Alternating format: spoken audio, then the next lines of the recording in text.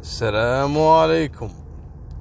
قصتنا اليوم راح تكون في سوريا، وتحديدا في سنة 2013 في بداية الثورة اللي حصلت من الشعب ضد النظام.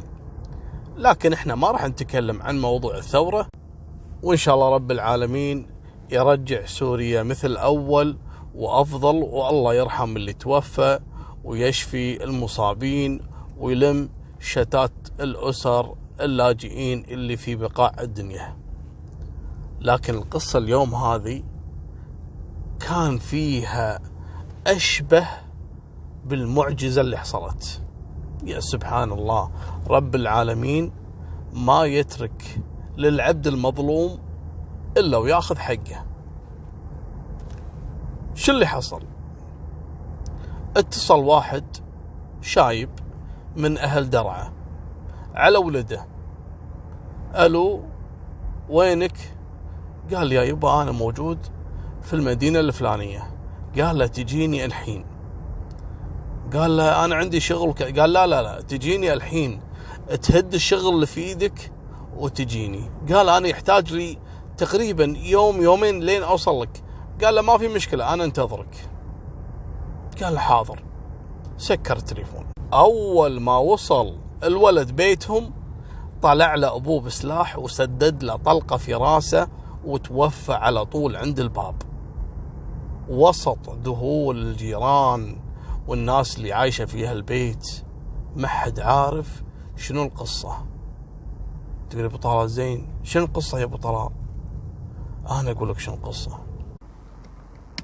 قبل لا أبدي قصة اليوم، هذه وزارة الإعلام الكويتية حاطين تلفزيون الكويت. ماني عارف ليش، شنو الفايدة؟ زين يصير أشبك على تلفزيون ولا لا؟ شغلة ثانية يا وزير الإعلام، تلفزيونكم خربان. شوف الألوان، هذا الألوان شوف يبين معاك طال عمرك ولا شوف وين صبعي؟ هذا هني التلفزيون خربان، هذا فشلتونا. ليش؟ ما له أي داعي صراحة. تلفزيون على الإشارة، يعني من بيشوف التلفزيون؟ شوف من بيشوف التلفزيون؟ حاطي تلفزيون ولا حاط مسلسل بعد. زين من بيشوف المسلسل يعني الحين على الإشارة؟ أقل ما فيها اشبكوا تليفونكم وحطوا السؤال في طريق، يعني خلي الناس تستفيد. نبي نرجع في بداية القصة عشان نفهم شو اللي حصل. تعرفون بداية الثورة أطلعوا في بعض المجموعات اللي تبع النظام مال بشار، يسمونهم شبيحة، يشبحون الناس، يعني يسرقون أموالهم، يعتدون عليهم من الكلام هذا. والقصص كثيرة بالآلاف حصلت، وهذا الأمر ما يخفى على أحد. في أحد الأيام ادخلوا مجموعة من الشبيحة على بيت في حمص. البيت هذا عايش فيه رجال ومرته وعندهم 3 بنات. ادخلوا على طول، قيدوا الأب والأم واعتدوا على شرف البنات ال3. لا حول ولا قوة إلا بالله، مع الإهانة والضرب. وبالنهاية الأمر اسرقوا كل محتويات البيت، من بينهم تلفزيون. شنو علاقة التلفزيون بطلال؟ سؤالك جدا دقيق. التلفزيون هذا ما هو نفس التلفزيون اللي هو بلازما أو النظام الجديد، لا، نظام التلفزيون القديم المربع هذا. من بين المسروقات ورجعوا الشبيحة، كل واحد راح بيته، كل واحد اللي خذاله من هالمسروقات وداهم حق بيتهم. اللي يعطي أبوه هدية، اللي يعطي أمه هدية، اللي يعطي زوجته هدية من مال الحرام اللي خذوه من بيوت العالم.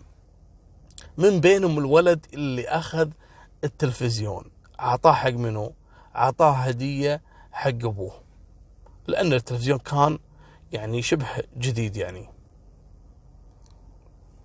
أبوه استانس، يعطيك العافية وكذا. من وين جبته يا ولدي؟ قال اشتريته من دمشق، مكان شغلي يعني. قال الله يعطيك العافية. رجع الولد مرة ثانية للمعسكر اللي داوم فيه بعد طبعا أيام من السالفة هذه. ومرت الأشهر، شهر، شهرين، 3، 4.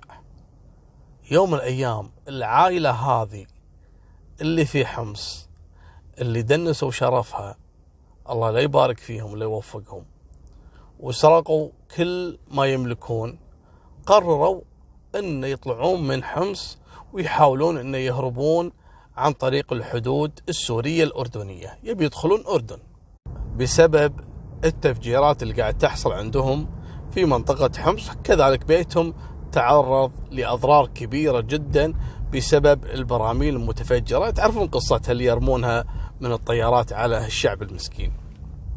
مالكم بالطويلة، اطلعوا من حمص. وين راحوا؟ راحوا على درعا. درعا هذه منطقة حدودية يعني تقريبا أطراف سوريا. وهم قاعدين في درعا طبعا مساكين يعني نازحين، ما عندهم لا مأوى ولا شيء. كل يوم يقعدون لهم في زاوية، كل يوم يقعدون لهم في مكان. شافهم أحد أهالي درعا، رجال طيب كبير بالعمر، وعطف عليهم. قال لهم من وين؟ قالوا احنا جاي من حمص واحنا في طريقنا رايحين الحدود السورية الأردنية. قالوا إن في طريق هناك ممكن إن نعبر ونروح الأردن. قال حياكم، تعالوا عندي في البيت أضيفكم وما يصير خاطركم إلا طيب، ما له داعي نكلف عليك وكذا. قال لا أبد، إحنا نعين ونعاون. ضيفهم عنده في البيت. ادخلوا العائلة، الأب والأم وبناته المساكين الثلاثة اللي مثل ما ذكرنا تعرضوا للاغتصاب. لكن الصدمة وين؟ الصدمة اللي لا يمكن انك تتخيلها.